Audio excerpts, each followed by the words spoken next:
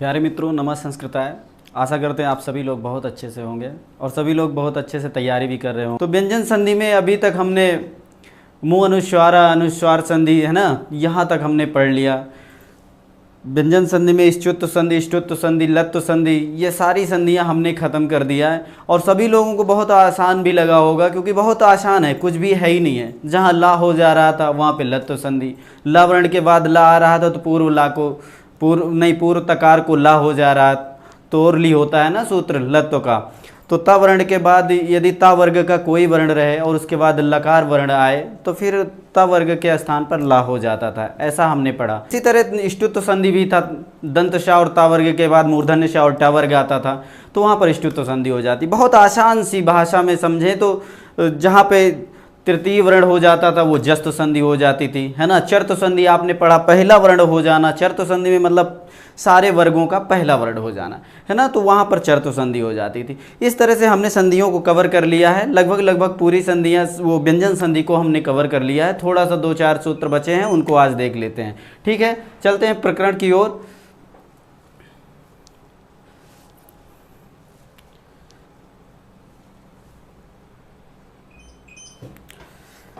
ये कमेंट चला दीजिए।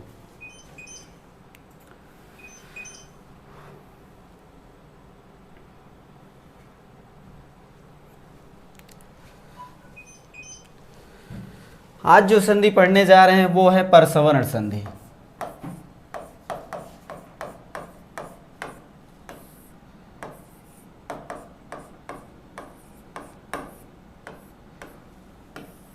परसवर्ण संधि।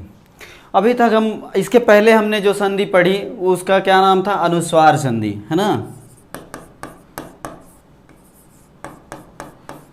अनुस्वार संधि। अनुस्वार संधि में क्या होता था? पदांत माँ हो, पदांत माँ के बाद फिर कोई व्यंजन आए प्लस कोई व्यंजन, है ना।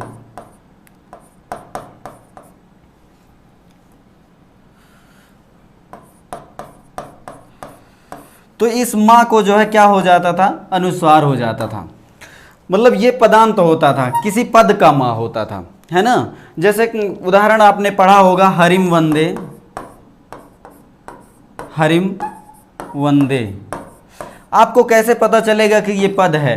हमने आपसे बताया था संज्ञा प्रकरण के शुरुआत में ही कि सुप्तिंगतम पदम, जहाँ पर सुबंत और तिगंत हो वहाँ पर वो पद संज्ञा होती है। तो यहाँ पर सुबंत लगा हुआ है, जैसे द्वितीय एक वचन में हरिम बनता है ना, बालकम जैसे बनता है, उसी तरह ये हरिम बन गया है, ये पद है ना। तो इसलिए ये पद के बाद ये मकार जो है ये पद का है, तो पद के बाद यहाँ पर व्यंजन आ रहा था तो इसको अनुस्वार हो गया था, है ना। सीधी सी बहुत आसान सी भाषा में कहें, माँ के बाद यदि व्यंजन आए तो उसका अनुस्वार हो जाता था। वही अनुस्वार से रिलेटेड ये परसवर्ण संधि भी है, इसी तरह से है। अभी बहुत अच्छे से समझ में आ जाएगा सभी लोगों को। Rajni Devi, good evening sir. Ankit Yadav, पता कर लो, बहुत दिन हो गया ये क्लास नहीं हुई। कौन सी क्लास भैया?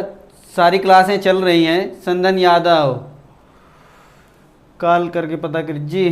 सभी लोग पढ़िए, देखिए सभी लोग उपस्थित हो जाइए, लाइव हो जाइए। जो यार दोस्त हों पढ़ना चाहते हैं, सबसे पहला काम आप शेयर कर दीजिए। इतना नेक काम करेंगे तो उतना ही आपके प्रति अच्छा होगा। जब दूसरों के लिए अच्छा सोचेंगे तो भगवान ऊपर से आपको देख रहा है, आपके प्रति भी अच्छा करेगा। तो आप शेयर कर दीजिए और लोग लाइव आ जाएं। और जहां पर आपको दिक्कत हो आप कमेंट के माध्यम से बताएंगे तो हम आपकी सारी समस्या को सॉल्व कर पाएंगे, है ना। तो सभी लोग लाइव आ जाइए और कमेंट करते रहिए, और लाइक करना तो बिल्कुल मत भूलिएगा, इसलिए कि यदि आपको सब कुछ समझ में आ रहा, हमारी बोली भाषा या फिर जो प्रकरण चल रहा है वो समझ में आ रहा है, तो लाइक करना भी आपका बनता है ना। इतना ज़रूर करिएगा। परसवर्ण संधि आप देख लीजिए। परसवर्ण संधि का सूत्र होता है, देख लीजिए,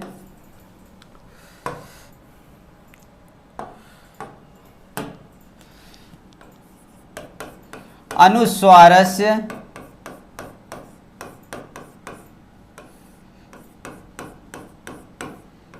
यही परसवर्णः।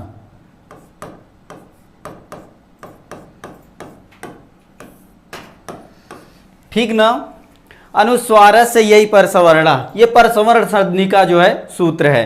ठीक ना, सभी लोग नोट करते चलेंगे। सभी से विशेष निवेदन है हमारा कि यदि आप पढ़ने बैठे हो तो कॉपी और पेन लेकर ज़रूर बैठिएगा।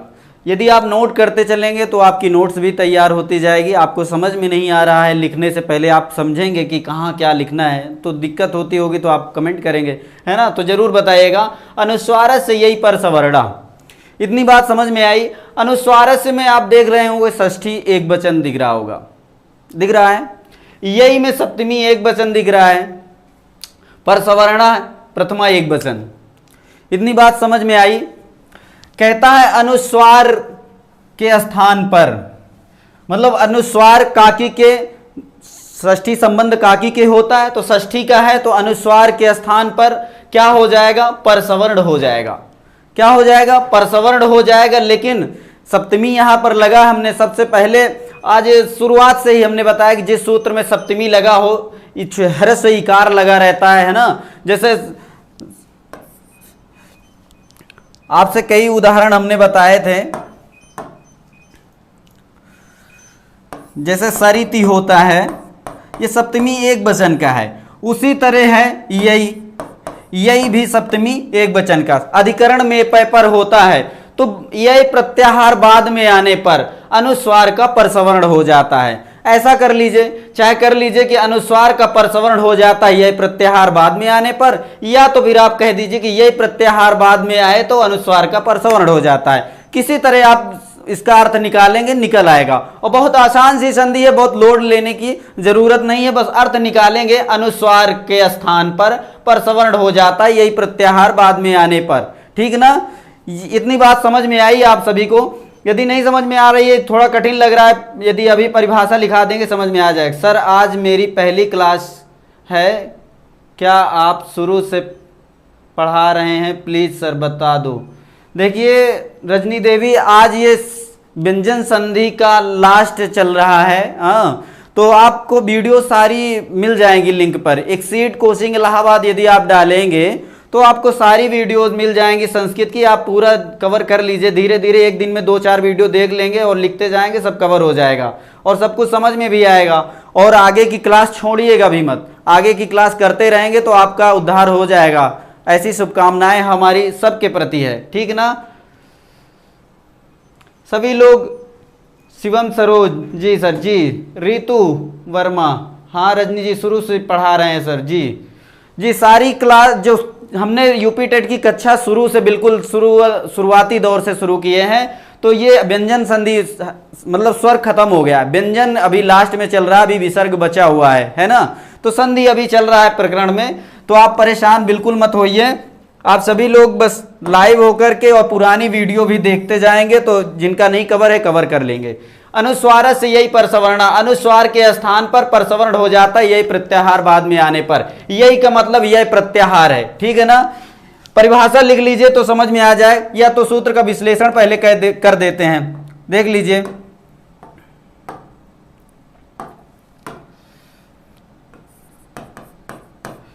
जैसे हम लिखते जाते हैं वैसा आप भी लिखते जाइएगा। अनुस्वारस्य, अनुस्वार है ना, तो यहां पर लिख लीजिए अनुस्वार के स्थान पर। ये काकी के रारी रे संबंध का अर्थ द्योतित करता है, क्योंकि यह षष्ठी का है ना, षष्ठी संबंध होता है ना। तो अनुस्वार के स्थान पर परसवर्ण हो जाता है, क्या हो जाता है, तो यहां पर और क्या है, अनुस्वारस यही परसवर्ण है, यही कर दीजिए। और फिर यहां पर क्या करेंगे, परसवर्ण। ऐसा ही सूत्र लिखा हुआ है, इनका सबका हम अर्थ निकाल दे रहे हैं तो थोड़ा सा और समझ में आ जाएगा ना। तो अनुस्वार के स्थान पर और फिर क्या हो जाता है, परसवर्ण हो जाता है। अभी परसवर्ण क्या है वो भी बता देंगे। परसवर्ण हो जाता है यह प्रत्याहार बाद में आने पर, यह प्रत्याहार बाद में आने पर। अधिकरण में पे पर होता है ना, तो सप्तमी में लगा हुआ है तो इसलिए में आ गया, प्रत्याहार बाद में आने पर। इतनी बात आप समझ लीजिए, इतना नोट कर लीजिए, इतना सभी लोग नोट कर लेंगे। आगे चलते हैं, वीडियो को आप रोक कर नोट कर सकते हैं या फिर बाद में नोट कर लीजिएगा, उसको छोड़ दीजिएगा, वीडियो पड़ी रहेगी, आप समझते चलिए, ठीक ना। आगे चलते हैं, परिभाषा नोट कर लीजिए, परसवर्ण संधि। हाँ,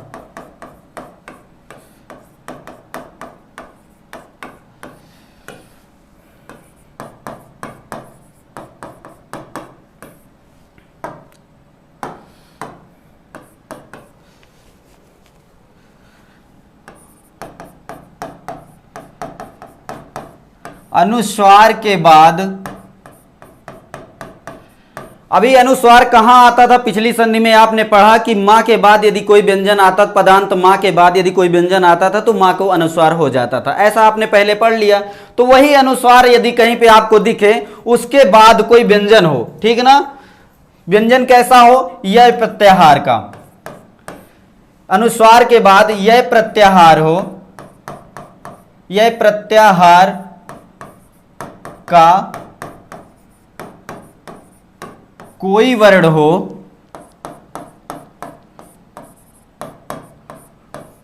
तो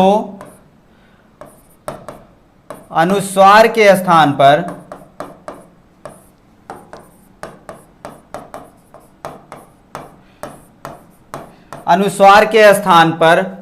परसवर्ण, परसवर्ण के आगे कोष्टक में लिख लीजिए अगले वर्ण का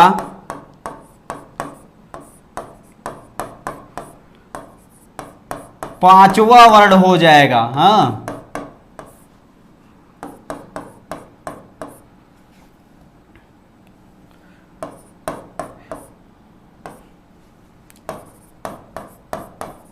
हो जाएगा।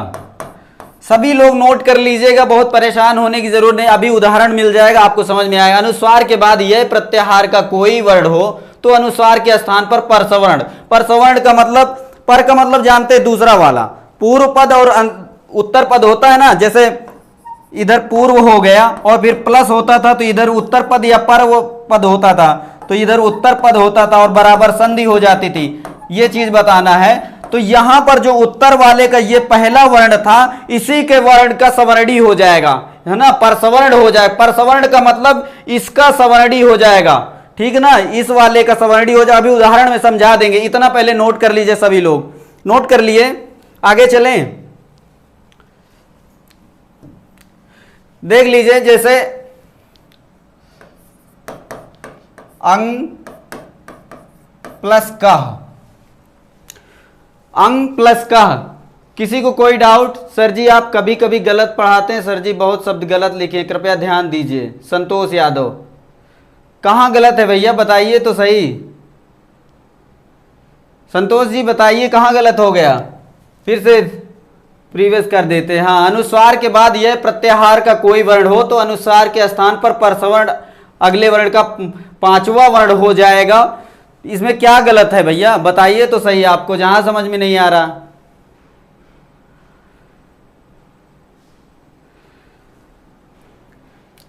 चलिए ठीक है, यदि आपको समझ में आ रहा तो बताएंगे तभी समझ में आएगा, इस तरह से आप कमेंट करेंगे तो इससे कोई मतलब नहीं होता है। देखिए कुछ तो लोग कहेंगे, लोगों का काम है कहना, हमें आप किताब से मिलाइएगा, जहां पर आपको गलत लगे आप बताइएगा, ठीक ना, कोई दिक्कत नहीं है, आप पढ़िए आगे। आगे चलें, जहां पर किसी को दिक्कत होती है आप डायरेक्ट बताइएगा कि यहां पर दिक्कत है, ठीक ना। सर लिंक भेज दो जिसमें शुरू से पढ़ सकूं। जी आप शुरू से पढ़िएगा, एक्सीड कोचिंग यदि आप देखेंगे डालेंगे तो आपको सारा कुछ मिल जाएगा। जी बिल्कुल, ठीक ना।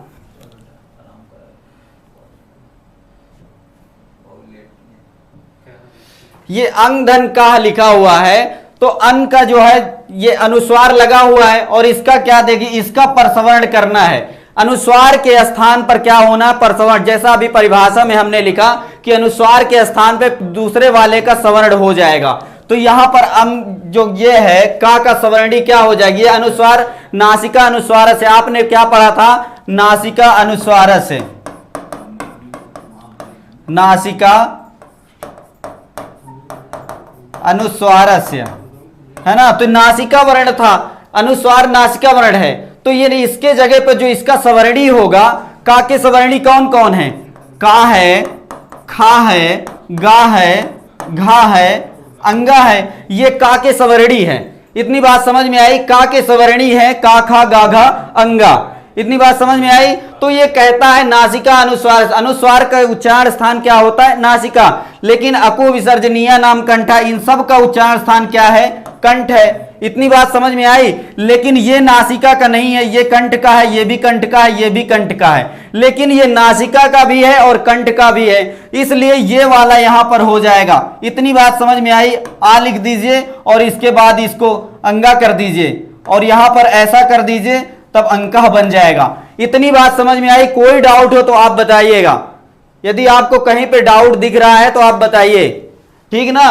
किसी को कोई कमी लगती है तो आप प्रश्न पे या फिर प्रकरण बेस पे साथ में कहिए कि यहां पर गलत हो रहा, आपने ये गलत पढ़ा दिया। ऐसे आप कहेंगे तो अच्छा नहीं लगेगा ना, कि आप जबरदस्ती साबित करेंगे। देखिए अंग प्लस का बराबर अंका हो जाएगा, है ना। परसवर्ण इसका का सवर्णी क्या है? ये अनुस्वार, ये नासिका अनुस्वार से है ना। अनुस्वार का मतलब नासिका वर्ण है, तो नासिका वर्ण ये सारे सवर्णी का के हैं, का के सवर्णी ये हैं, तो इसलिए नासिका वर्ण यही है, यही रखा जाएगा अंतिम वर्ण, ठीक ना। यही बात कहनी है। इतनी बात समझ में आई? आगे चलें और उदाहरण देख लीजिए। सम प्लस का, ठीक ना। तो यहां पर भी अनुस्वार है और अनुस्वार का उच्चारण स्थान नासिका होता है, तो इसका सवर्णी जो होगा वो नासिका का कौन सा होगा? नासिका के सारे अंतिम, प्रत्येक वर्ग का अंतिम वर्ण जो होता है वो नासिका वर्ण होता है। इतनी बात समझ रहे हैं? तब यहां पर क्या लिखेंगे? ये सा लिख देंगे और यहां पर ये का सवर्णी जो नासिका वाला है इसको अंगा कर देंगे, है ना। तब यहां पर क्या हो जाएगा? ऐसा कर देंगे, शंका हो जाएगा, है कि नहीं? हो जाएगा। इतनी बात समझ में आई सबको? कोई दिक्कत, कोई डाउट हो तो बताइए। बाल मनोविज्ञान की क्लास क्यों नहीं चल रही है सर? चलिए अभी पूछते हैं, बताते हैं, ठीक है। सर ने सीडीपी की क्लास के बारे में कुछ नहीं बताया। सीडीपी की क्लास, सर सीडीपी की क्लास नहीं चल रही क्या? इस समय बंद है भैया। सर जी का स्वास्थ्य नहीं सही है, वो समय आने पे फिर से चालू हो जाएगी, परेशान बिल्कुल मत होइए। रजनी देवी वर्ग का पंचम वर्ण नासिका वर्ण होता है जी, बिल्कुल बहुत अच्छे समझ रहे हैं।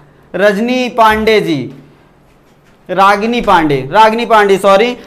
पांडे जी, ये शंका जो है इसको दीर्घ कर दीजिए, ठीक ना, क्योंकि का यहां पर दीर्घ है तो इसको भी दीर्घ कर दीजिए। और का सवर्णी जो नासिका वर्ण है उसको अंगा होता है ना। प्रत्येक वर्ग का अंतिम वर्ण अनुनासिक होता है, ठीक ना। दीपक मौर्य, गुरुजी हमें भी टीचर बनना है, तो जो पढ़ाता है उसको समझ में आता है, कैसे पढ़ा रहे हैं, कैसे समझा रहे हैं। जी बिल्कुल, बहुत बहुत धन्यवाद भैया जी।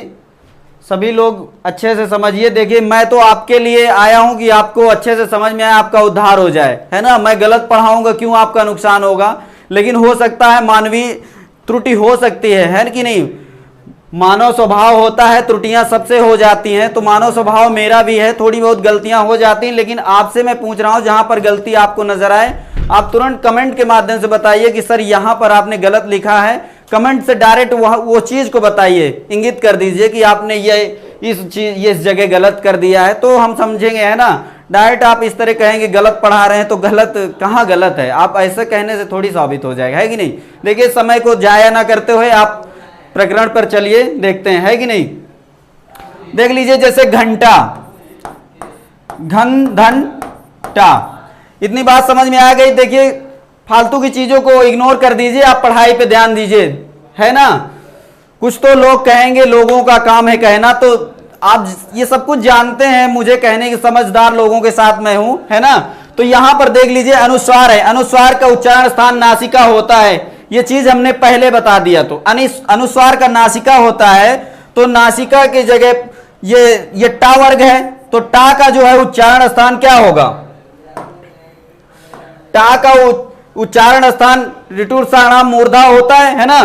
तो टा का जो है सवर्णी क्या होगा, टा के सवर्णी क्या है, टा, ठा, डा, ढा और अड़ा, इतने होते हैं ना। तो लेकिन ये जो है ये नहीं होगा, ये नहीं होगा, ये नहीं होगा, लेकिन ये अनुनासिक होगा, है ना। अमंगणना नाम नासिका च, है ना, लेकिन नासिका अनुस्वार से, ये भी नासिका का है ना, अनुस्वार जो होता है ये भी नासिका का है। तो यहां पर जो है अड़ा कर दीजिए, ऐसा कर दीजिए ये हलंत के साथ, और फिर इधर क्या है बड़ा टा कर दीजिए, है ना। तब इसको लिखेंगे कैसे, ऐसे लिख देंगे।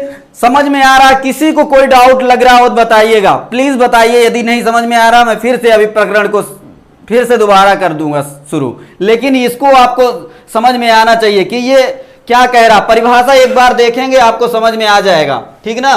परिभाषा क्या कह, अनुस्वार के बाद यह प्रत्याहार का कोई वर्ण हो तो अनुस्वार के स्थान पर परसवर्ण अगले वर्ण का पांचवा वर्ण हो जाता है। जो चीज हमने बताया अगले वर्ण का पांचवा वर्ण हो जाएगा, तो पांचवा वाला ही नासिका का होता है। ये चीज आप जान ही रहे हैं, है ना।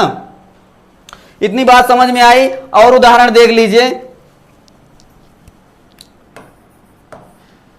कुम प्लस थीता, ठीक ना।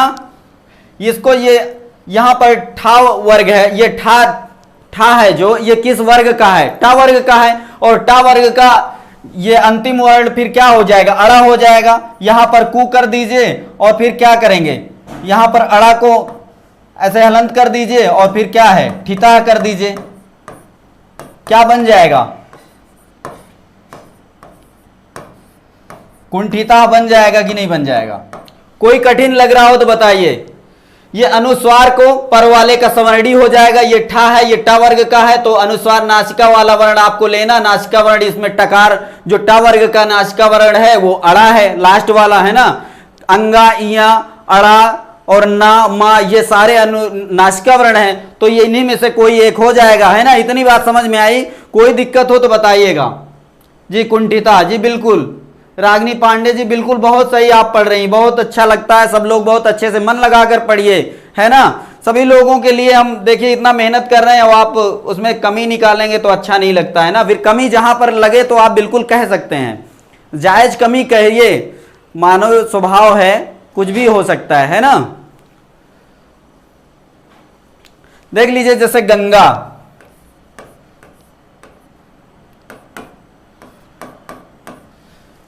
देख लीजिए ये गा किस वर्ग का है, गा का वर्ग का है ना।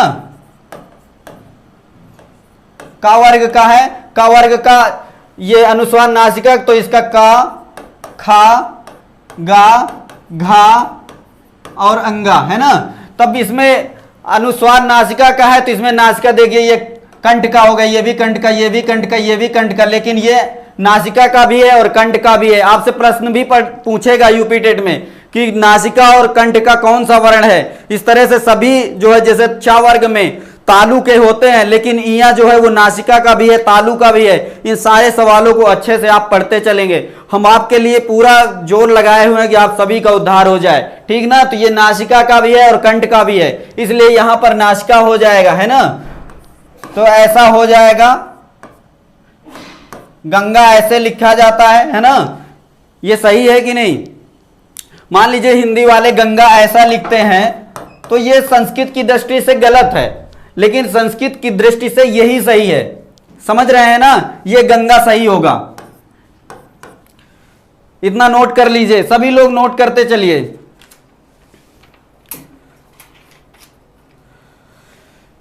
इतनी बात समझ में आ गई। आगे चलते हैं, अगला सूत्र है वह पदांतस। इस सूत्र में कुछ कमी यदि कुछ न समझ में आया हो तो बताइए, जहां पर जिसको नहीं समझ में आया वो बताइए। पर सवर्ण हो जाना समझ में आ गया, दूसरे का जो होगा उसका सवर्णी हो जाएगा, तो पांचवा वर्ण हो जाएगा, है ना, अनुनासिक वर्ण। इतनी बात समझ में आई जी। ठीक है, आगे देखते हैं।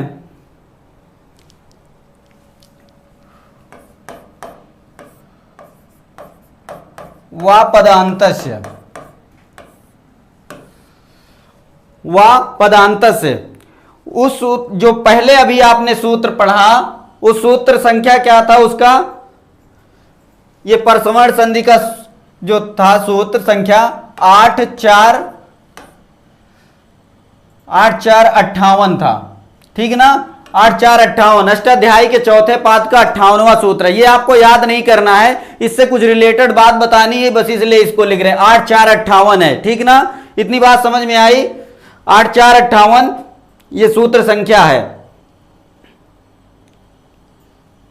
वह पदांतस्य का जो है सूत्र संख्या क्या है, 8 4 59। 8 4 59।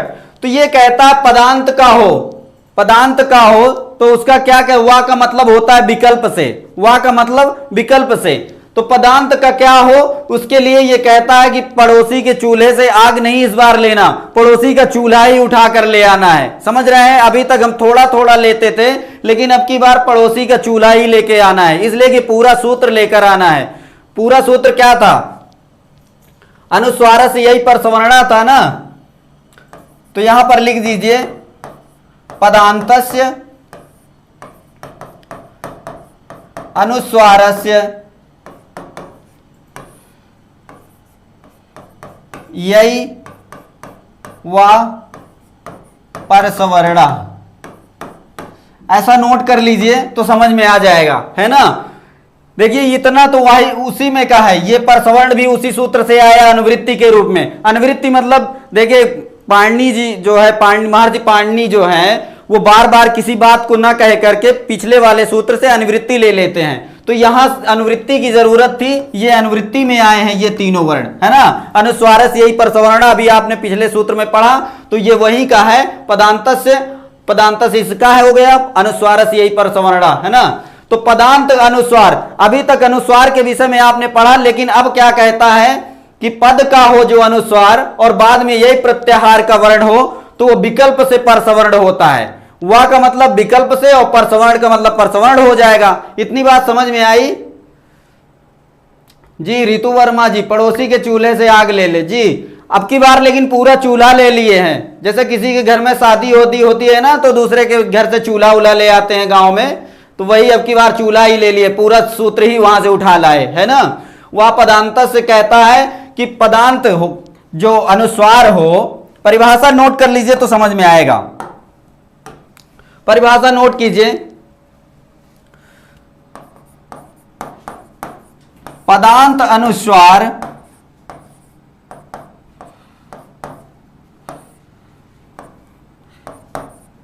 के बाद यह प्रत्याहार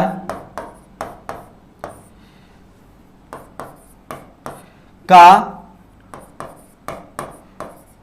कोई वर्ण हो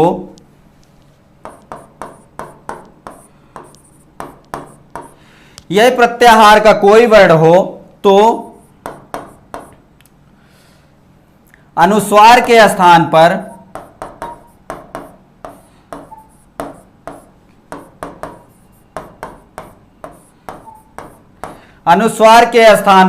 विकल्प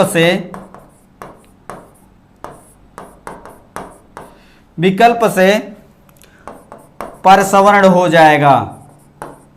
वहां अभी पिछले सूत्र में आपको नित्य परसवर्ण दिखाई दे रहा था, क्या होता था, नित्य परसवर्ण हो रहा था, लेकिन यहां विकल्प से आपको करना चाहे तो करें, नहीं तो विकल्प पैदा हो रहा था, मतलब दो स्थान पैदा होंगे, एक में तो परसवर्ण हो जाएगा, एक में नहीं होगा, ठीक ना। विकल्प से परसवर्ण हो जाएगा।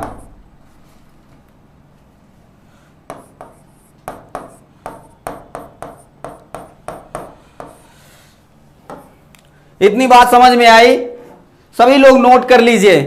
पदांत अनुस्वार के बाद यह प्रत्याहार का कोई वर्ण हो तो अनुस्वार के स्थान पर विकल्प से परसवर्ण हो जाएगा। इतनी बात समझ में आ गई सभी लोगों को। जिसको ना समझ में आई बताइएगा भैया।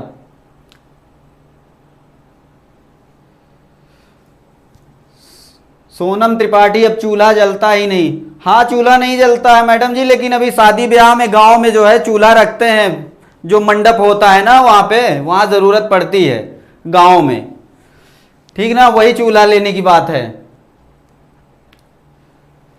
सभी लोग ध्यान से देख लीजिए, पदांत अनुस्वार के बाद यह प्रत्याहार का कोई वर्ण हो तो वहां अनुस्वार के स्थान पर विकल्प से परसवर्ण हो जाएगा। इतनी बात समझ में आई, आगे चलते हैं, सभी लोग नोट कर लीजिएगा, ठीक ना। यह प्रत्याहार को थोड़ा सा देख लीजिए, यह प्रत्याहार में सारे व्यंजन वर्ण आ जाते हैं केवल मात्र हा को छोड़कर। देख लीजिए एक बार, हा, य, व, र, ल, है ना, हैवरट, लड़, यमंगणम,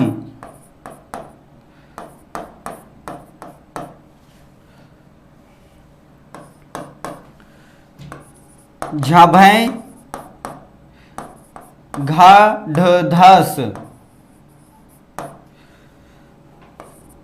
जा, ब, ग, ड, दस, है ना, ख, फ, छ, ठ, थ, च, ट, त, क, पाय। ठीक ना, इतना होगा। लेकिन इस हा को नहीं लेंगे, सारे व्यंजन वर्ण देख लीजिए, कपय सत्सर हल आ रहा है ना, सत्सर हल, लेकिन जो है सत्सर वो ऊष्म वर्ण को हटा देंगे तो सारे व्यंजन वर्ण आपको दिखाई देंगे, है ना। तो ये प्रत्याहार के वर्ण यहां तक आ जाएगा, ठीक ना। इतनी बात समझ में आई, ऊष्म वर्णों को हटाकर, और हा, ये हा ऊष्म वर्ण में आएगा, शाखा शाह, है ना, तो ऊष्म वर्णों को हटा देंगे तो सारे व्यंजन वर्ण आपको दिखाई देंगे, है ना।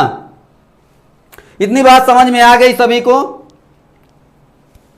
यह प्रत्याहार के वर्ण आ गए, है ना। तो यह प्रत्याहार के यहां भी बाद में आने पर, तो यह प्रत्याहार का कोई वर्ण बाद में आए तो अनुस्वार के स्थान पर विकल्प से परसवर्ण हो जाएगा, यह बात कह रहा है ना। तो ये बाद में रहना चाहिए, है ना, ये बाद में रहेगा तो क्या हो जाएगा, इनका अनुस्वार, इनके स्थान पर जो है विकल्प से अनुस्वार हो जाएगा। पूजा Gupta ji good evening sir. देख लीजिए उदाहरण, देख लीजिए, जैसे त्वम करोसि, त्वम करोसि, त्वम आपको पद दिख रहा है, कह रहा है पदांत का हो, है ना, वह पदांत से आपसे बताया ना पिछले क्या परिभाषा में लिख, पदांत अनुस्वार, अनुस्वार जो होगा वो पद का होगा, ये चीज समझ में आई, ये पद है।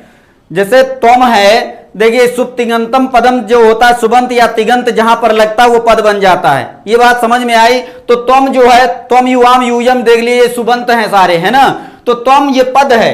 त्वम करोसि, यहां पर चाहे तो आप वो करें परसवर्ण, चाहे तो ना करें। एक बार परसवर्ण करके देख लेते हैं, यहां पर अनुस्वार है, यहां पर का है, तो का सवर्णी क्या हो जाएगा, अंगा हो जाएगा।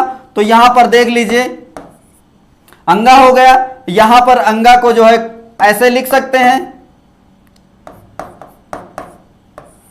है ना, इसका सवर्णी जो अनुनासिक होगा वो अंगा होगा, त्वं करोसि ऐसा हो जाएगा। लेकिन इसको ऐसा भी लिख सकते हैं,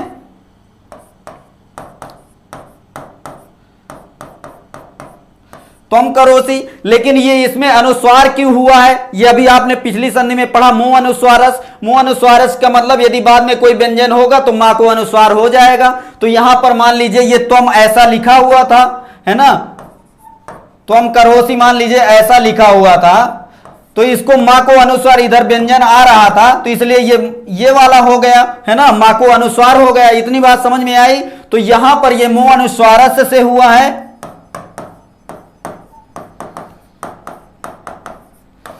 ठीक ना, और ये वाला वा पदांत से का है, ठीक ना।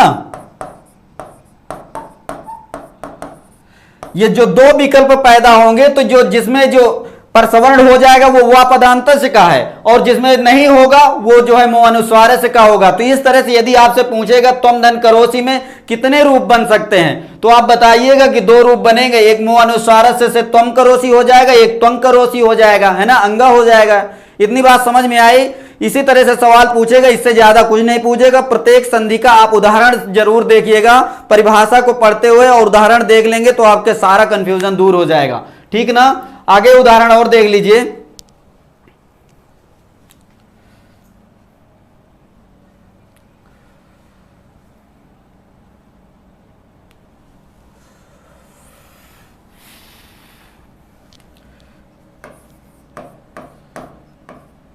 तृणम चरति, मान लीजिए अजा तृणम चरति, बकरी घास चरती है ना, ऐसा वाक्य रहा होगा। तो ये जहां जरूरत थी संधि की, संधि समझाने की, वो वाला शब्द ले लिया, अजा की यहां कोई जरूरत है नहीं। तो यहां पर तृणम चरति, तो देख लीजिए यहां अनुस्वार है और चा का क्या है, चा का अनुनासिक वर्ण क्या हो जाएगा, सवर्णी। चा का अनुनासिक जो होगा वो इया हो जाएगा, इया होगा कि नहीं।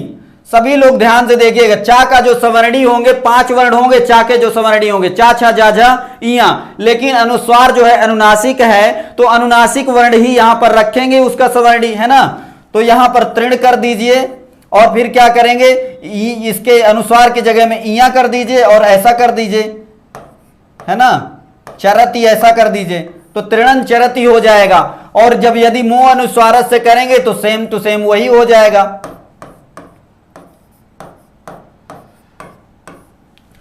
देख लीजिए, कोई दिक्कत, इतने में कोई दिक्कत आपको लग रही हो?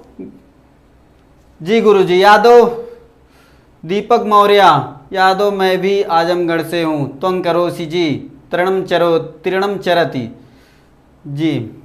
रागनी पांडे जी देख लीजिए, तृणन चरति ये इया है, क्योंकि चा वर्ग इधर चा वर्ण आ रहा था, तो चा वर्ग का जो अंतिम अक्षर होगा अनुनासिक वो इया होगा, है ना। सर आ गया समझ में, वेरी नाइस सर।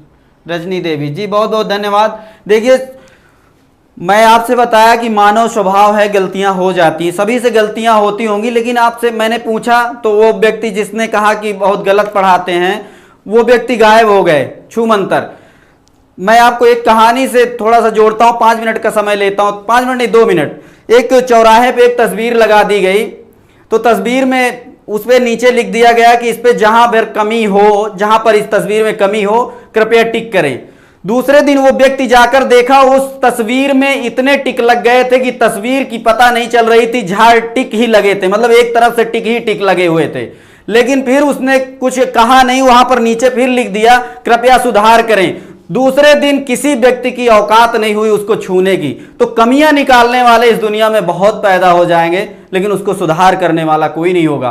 प्लीज आप सभी लोग एक पॉजिटिव सोच के साथ आप पढ़िए। मैं आपके लिए आया हूं, किसी तरह का वैसा देखिए कोचिंग संस्थान है, कोई मैं पर्सनल ऐसे वीडियो तो बना नहीं रहा हूं कि आपको गलत पढ़ा के, या फिर आदमी यूट्यूब पे बदनामी करता है ना कि बहुत सारी चीजें गलती होगी। आपको जहां पर गलत लग रहा हो आप सीधा कमेंट के माध्यम से बताइए ना, आपसे इसीलिए लाइव क्लास चल रही है ना, कि पढ़ा के निकल गए वो बात तो है नहीं, ठीक है ना। समय को ज्यादा नहीं लेते हुए आगे चलते हैं।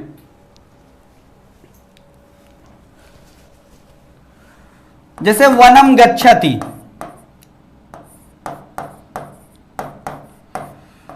वनम गच्छति, देख लीजिए ये अनुस्वार है और ये गाव जो है इसका सवर्णी क्या होगा, अनुनासिक वर्ण काखा गागा अंगा। ये का वर्ग का हैगा, तो काखा गागा अंगा, अंगा जो होगा वही अनुनासिक होगा, है ना, नासिका वर्ण का होगा। तो इसीलिए यहां पर क्या हो जाएगा, अंगा कर दीजिए और अंगा के नीचे गा कर दीजिए, फिर इधर गच्छति कर दीजिए, वनं गच्छति। सही है, कोई दिक्कत इसमें, इतना समझ में आया तब बताइएगा। ये अंगा क्यों हुआ, क्योंकि यहां पर गा है, गा का सवर्णी होना था, तो गा का सवर्णी अनुनासिक अंगा होता है ना। ना को ना सीधा रख दिए तो ये हो जाएगा, लेकिन इसको जो है मुंह अनुस्वार से कहता विकल्प से होगा, है ना। चाहे तो आप ये वाला विकल्प करें चाहे वो करें, मतलब दोनों विकल्प रख सकते हैं, ये चीज कह रहा है। तब यहां पर वनम गच्छति भी हो जाएगा।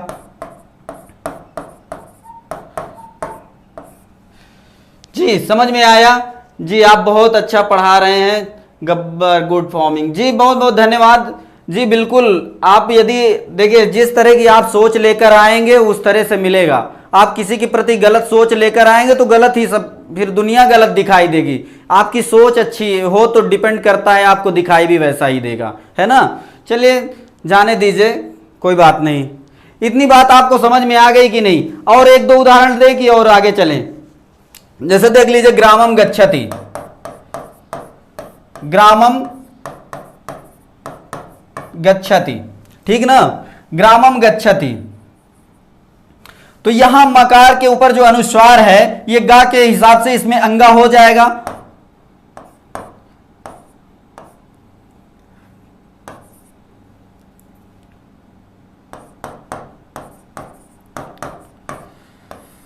ग्रामं गच्छति, है ना, ये हो जाएगा। ठीक ना, इतनी बात समझ में आई। ग्रामं गच्छति हो जाएगा और विकल्प से वो भी हो जाएगा, ये वाला, ये भी सही है, ये भी सही है, दोनों सही है। ठीक ना, ये चीज आप जाने रहिएगा, दोनों सही है। मुंह अनुस्वारस्य से ये सही हुआ है और ये वा पदांत से सही हुआ है। लेकिन वा पदांत से कहता है, वा का मतलब जहां पर सूत्र में वा लगा हो, आप समझ लीजिएगा कि वहां पर दो रूप होंगे, विकल्प होता है। वा का मतलब विकल्प होता है। यदि आपसे पूछ ले तृणम चरति यदि लिख दिया है और वा पदांत से इसके कितने रूप बनेंगे, यदि आपसे यही सवाल पूछ लिया है ना, वा पदांत से तृणम चरति के कितने रूप बनेंगे, तब आप कहिएगा कि 2 रूप बनेंगे, एक तृणम चरति बनेगा, एक तृणं चरति बनेगा। ठीक ना, इस तरह से आप पढ़िएगा, अच्छे से पढ़िएगा, जरूर सफल हो जाएंगे। ठीक ना, किसी तरह का कोई डाउट हो, किसी तरह का ना बात समझ में आती हो तो फिर से बताएं आगे। ठीक ना, आगे चलें, देख लीजिए अनुनासिक संधि। आगे चलते हैं, अनुनासिक संधि।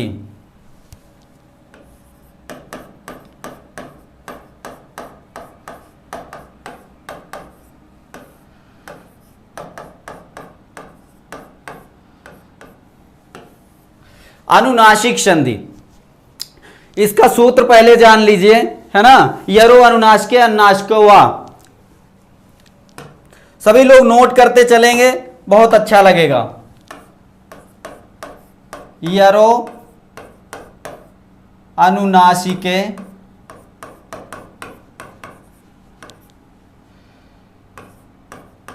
अनुनासिको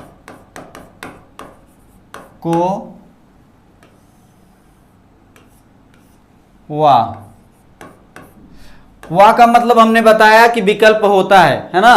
तो यरो अनुनासिके अनुनासिको वा, ये देखिए अवग्रह लगा हुआ है जो पूर्व रूप का वो संकेत करता है। ओकार के बाद पूर्व रूप हुआ है, आ यहां पर एकार के बाद, है ना। एंगा पदांतादति होता है ना, तो एंग मतलब ए ओ के बाद यदि आ आएगा तो आ को उसके स्थान पर अवग्रह बना देते हैं, ये पूर्व रूप संधि है। आप अच्छे से पढ़ते रहेंगे, पीछे से सब कुछ समझ में आएगा। तो देख लीजिए ओकार के बाद और एकार के बाद ये अवग्रह बना हुआ है, ये क्या है, पूर्व रूप संधि है। ठीक ना, समझ में आया जी। सभी लोग देखिए अच्छी तरह से पढ़ते रहेंगे, समझ में आएगा, नहीं पढ़ेंगे तो फिर कैसे समझ में आएगा। इसको देख लीजिए, पदच्छेद कर देते हैं। यरा है, फिर क्या है, अनुनासिके, और फिर क्या है, अनुनासिका,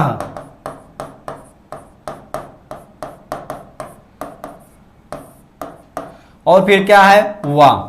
इतने पद हैं इसमें। यरा का मतलब यर प्रत्याहार के स्थान पर, ठीक ना।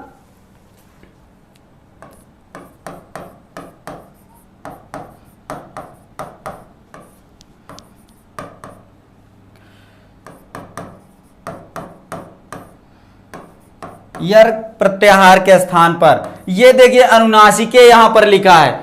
जैसे अभी यही देखा तो वो सप्तमी एक वचन का था ना, तो ये अनुनासिके भी सप्तमी एक वचन का है। बालके और रामे, यदि आपको रूप याद हो तो देखिएगा वो सप्तमी एक वचन का होता है ना। समझ रहे हैं कि नहीं। बालके और रामे आप पढ़े होंगे तो क्या होता है, वहां पर वो सप्तमी एक वचन में होता है। पदांत यर के स्थान पर क्या हो जाएगा, तो ये क्या कहता है, अनुनासिक बाद में होने पर, अनुनासिक वर्ण बाद में होने पर फिर क्या हो जाता है, अनुनासिक हो जाता है।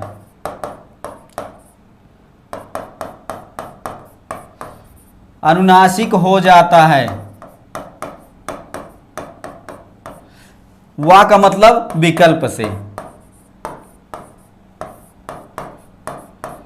इतनी बात ये कह रहा है सूत्र, कहता यर प्रत्याहार के स्थान पर, यदि यर प्रत्याहार के स्थान पर क्या हो जाएगा, अनुनासिक हो जाएगा, लेकिन बाद में यदि अनुनासिक वर्ण आए तो, ठीक ना। मतलब पूर्व पद में यर प्रत्याहार हो और फिर क्या कहता है कि बाद में क्या हो, अनुनासिक वर्ण आए, अनुनासिक यहां हो तब क्या हो जाएगा, तो कहता है कि अनुनासिक हो जाएगा। इतनी बात कह रहा है, ठीक ना।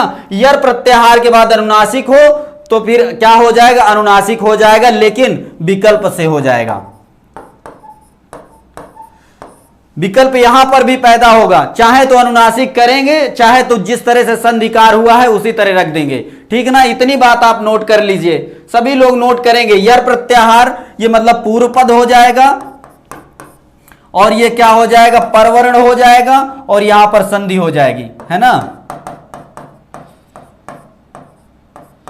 इतनी बात समझ में आई, सभी लोग नोट करिएगा। यर प्रत्याहार के स्थान पर अनुनासिक हो जाता है, यर प्रत्याहार के जो भी वर्ण होंगे उनके स्थान पर अनुनासिक हो जाए। अनुनासिक क्या होता है, अमंगणनम। अमंगणनम मतलब का वर्ग का अंतिम, चा वर्ग का अंतिम, टा वर्ग का अंतिम, ता वर्ग का अंतिम, पा वर्ग का अंतिम, यही वर्ण यदि बाद में आएंगे यर प्रत्याहार के बाद में तो क्या हो जाएगा, यही हो जाएगा अमंगणनम।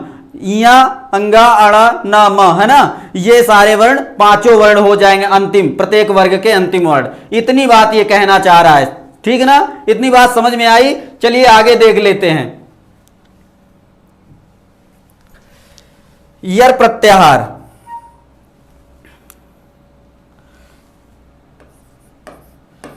यर प्रत्याहार में देख लीजिए, हैवरट से हा को हटा देंगे तो सससर हल तक, है ना, हा और रा को हटा देंगे तो पूरे सारे व्यंजन आ जाएंगे, है ना। हैवरट का इधर हा और उधर क्या है, उधर देखिए हैवरट का हा हट जाएगा और सससर के रा तक जाएगा, है ना। इतनी बात है, देख लीजिए एक बार। या, वा, रा, ल, हैवरट, लड़, यमंग, अंगा, अड़ा, न, है ना।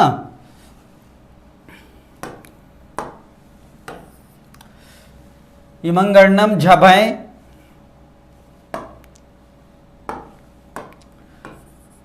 झभय, घटधस, जब गढ़दस, खफ छटत,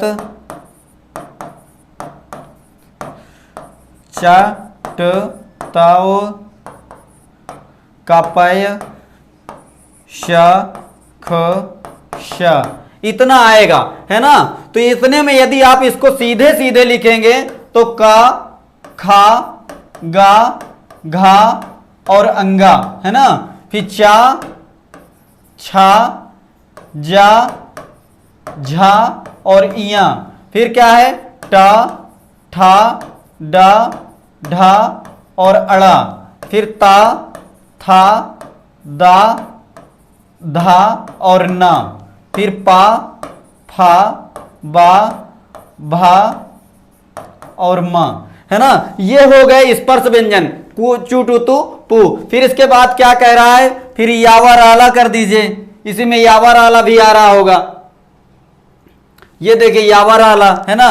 तो या, वा, रा, ल, और फिर क्या है, शाखा, शाह, शा, खा, सा, और फिर इतने ही है ना। तो ये इसका यदि इसके साथ इसके बाद क्या यर प्रत्याहार में यही सारे वर्ण आ रहे हैं, इनको देख लीजिए, इनमें से मिलाएंगे सेम टू सेम मिल जाएगा सबको। कोई देखिए लोड लेने की बिल्कुल जरूरत नहीं है, थोड़ा सा समय लगेगा समझने के लिए। यही सारे वर्ण इधर हमने सुव्यवस्थित क्रम में रख दिया है ना।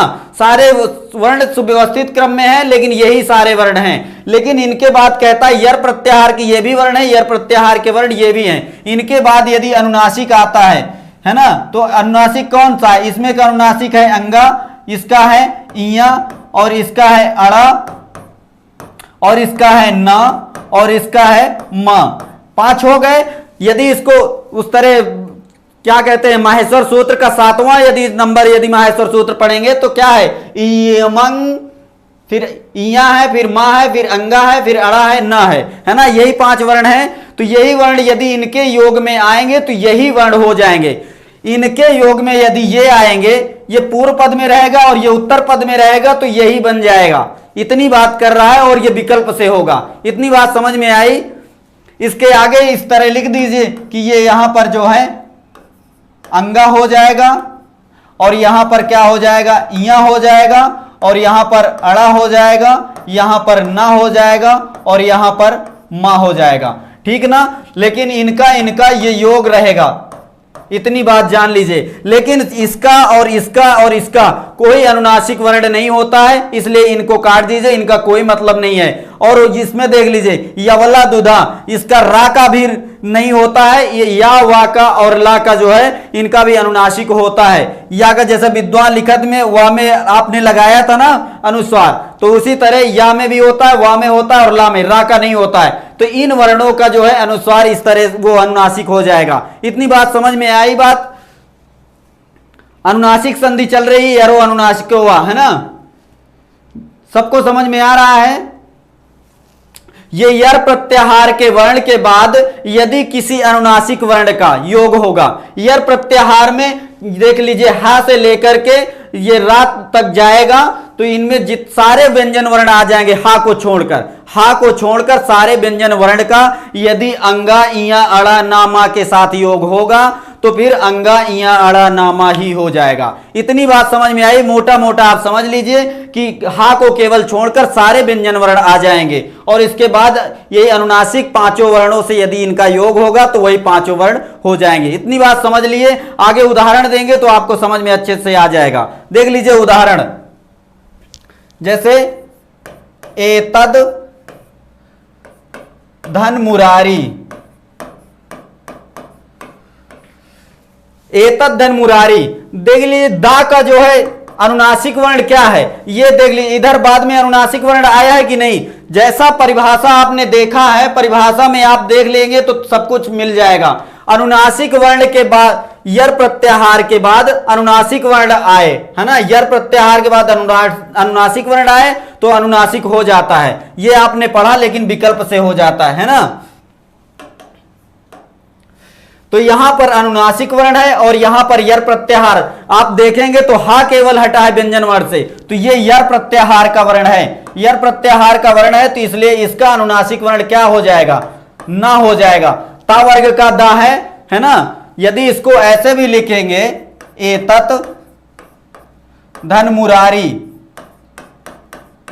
ता भी वर्ण जो है यर प्रत्याहार में आता है और दा भी यर प्रत्याहार में आता है, तो यहां पर अनुनासिक वर्ण आगे मिल गया है, तो यहां पर जो है पूर्व वाले वर्ण का जो है अनुनासिक कर देंगे, है ना। तो यहां पर क्या हो जाएगा, एतन हो जाएगा और फिर इधर क्या है मुरारी, है ना। अब इसको लिखेंगे कैसे, एतन मुरारी, है ना। चाहे तो इसको ऐसे ये वाला सही करें और चाहे तो ये वाला सही करें, दोनों सही हो जाएगा, ठीक ना, क्योंकि विकल्प से कह रहा है। एतन मुरारी भी सही है और एतन मुरारी भी सही है।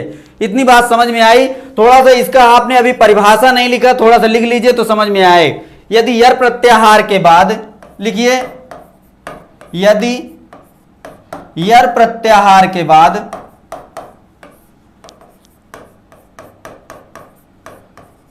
कोई अनुनासिक वर्ण आए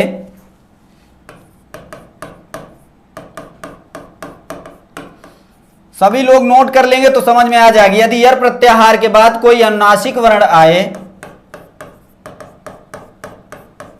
तो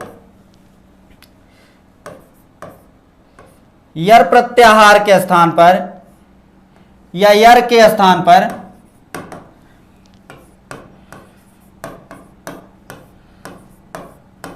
यर के स्थान पर क्या हो जाएगा, अनुनासिक वर्ण विकल्प से हो जाएगा, है ना।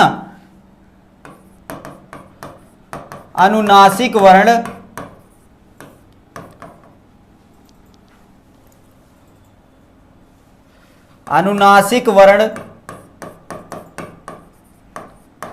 विकल्प से हो जाएगा।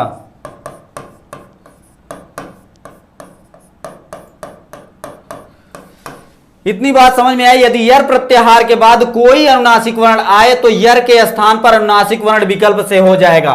देख लीजिए यहां पर भी यर प्रत्याहार का ये वाला वर्ण है, इसके बाद मकार देख लीजिए, अंगा इया अड़ा नामा में से एक है, ये मकार जो है आया है, ये अनुनासिक वर्ण है। तो इसके स्थान पर जो यर प्रत्याहार का है इसके स्थान पर अनुनासिक वर्ण हो जाएगा विकल्प से।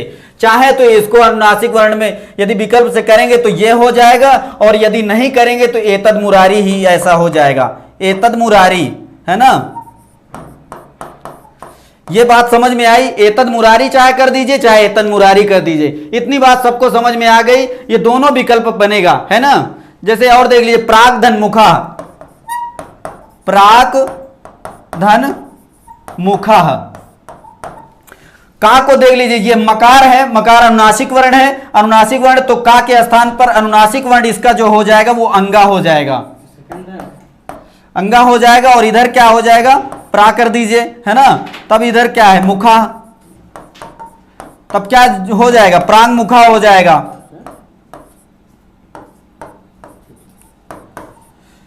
ऐसा हो जाएगा, प्रांग मुखा बना दीजिए। प्रांग मुखा भी सही है, और यदि इसको देखेंगे तो प्राक मुखा भी सही है, इसलिए कि इसमें दोनों विकल्प पैदा कर रहा है। यरो अन्नास के अन्नास को वा, दोनों में विकल्प है। वा का मतलब विकल्प, विकल्प का मतलब यहां पर या तो अंगा करें, अनुनासिक वर्ण करें, और चाहे तो न करें, दोनों तरीके से सही है। ठीक है ना, सबको समझ में आ रहा है? कोई दिक्कत हो तो बताइए। देख लीजिए, जैसे जगत धन नाथ, जगत प्लस नाथ, जगत प्लस नाथ में देख लीजिए, ता के स्थान पर यदि यहां पर ये ना वर्ण है, ये अनुनासिक वर्ण है, तो इसका क्या हो जाएगा, अनुनासिक करेंगे तो इस ता का अनुनासिक वर्ण क्या हो जाएगा, ना हो जाएगा। फिर क्या हो जाएगा, जगन धन, फिर यहां पर क्या हो जाएगा, नाथ हो जाएगा। तब इसको योग करेंगे तो जगन्नाथ बन जाएगा कि नहीं बन जाएगा, है ना, जगन्नाथ बन जाएगा। तो जगन्नाथ किससे, यरो अन्नास के अन्नास को वा, अनुनासिक संधि हुई है जगन्नाथ में, है ना। तो यदि या तो ये भी सही है और जगतनाथ ये भी सही है, जगतनाथ यदि ऐसा लिखा हुआ है तो ये भी सही है, दोनों विकल्प विकल्पिक सही है। ठीक ना, जगतनाथ इस तरह से और जगन्नाथ इस तरह से, दोनों वर्ड सही है। ठीक ना, कोई दिक्कत, कहीं पे भी दिक्कत समझ में आ रही हो तो बताइए। जैसे सट धन माशा, सट धन माशा, है ना।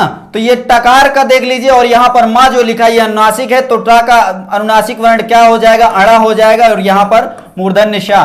तब यहां पर क्या हो जाएगा, माशा कर दीजिए, है ना। तब यहां पर इसको कैसे लिख देंगे, ये अड़ा ऐसा हो जाएगा, षणमाशा हो जाएगा, है ना, षणमाशा ऐसा हो जाएगा। लेकिन ये भी सही है, और ऐसा भी लिखेंगे सट धन माशा, ये भी सही है। ठीक ना, ऐसा नोट कर लीजिए, सट मासा। आज की कक्षा को बस यहीं पर समाप्त करते हैं, कल की कक्षा में फिर से मिलेंगे। लेकिन सभी से मेरा विशेष निवेदन है, सब लोग अच्छे से रिवीजन करते रहें, पढ़ते रहें, घर पर रहें तो बिल्कुल किताब आपकी खुली रहनी चाहिए। यूपी टेट की परीक्षा नज़दीक है, जब तक परीक्षा हो नहीं जाती है तब तक आप सभी लोग किताबों के साथ जुड़े रहिए, क्योंकि इसी में आपका उद्धार भी है। ठीक है ना, आज के लिए बस यहीं तक, कल की कक्षा में फिर से रूबरू होते हैं, तब तक के लिए नमः संस्कृताय।